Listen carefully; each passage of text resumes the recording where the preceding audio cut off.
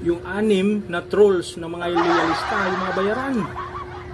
Si Boy Tamper, yung Tumboy, yung wag angkil, saka yung iba pa. Ginawang ampaw ni Mandarahog. Wala silang magagawa. Matalino si Mandarahog. Kaso, yung mga ampaw na mga loyalista, mga bubo, wala mga utak. Bayaran kasi.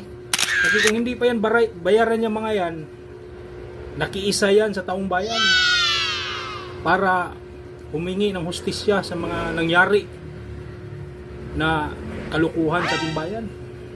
Kasi mga tao yung napurisyo sa mga ginagawa ng magnanakaw na yan. Pero itong mga loyalistang bayaran na tinitiris ni Mandarahog na parang kuto, andun sila.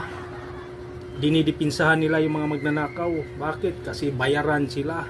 Nakakatawa ngayon kasi yung mga tao hindi na naniniwala sa kanila. Ginawa silang, pinakain silang alikabok ni Mandarahog. Tiniris na parang kuto.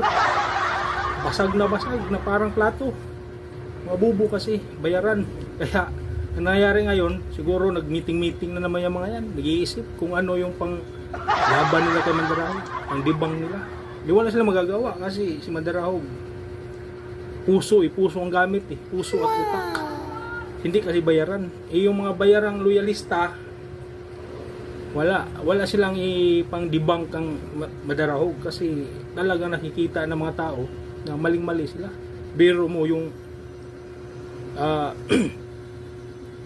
tulay, talagang ipipilit nila na phase 1, may phase 2, may phase 3. Kung hindi pa sinabi ni Vince Diso na walang phase 1, walang phase 2, kailangan buo yan, hindi mo na nahimik yung mga kumag, yung mga kautong lupa.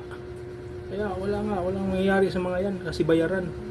Yan lang naman kinikita nila yung bayad sa kanila habang dinidipinsahan nila yung mga magnanakaw sa kaban ng bayan. Mga kutong lupa na yan, mga loyalistang vlogger, mabubo yan.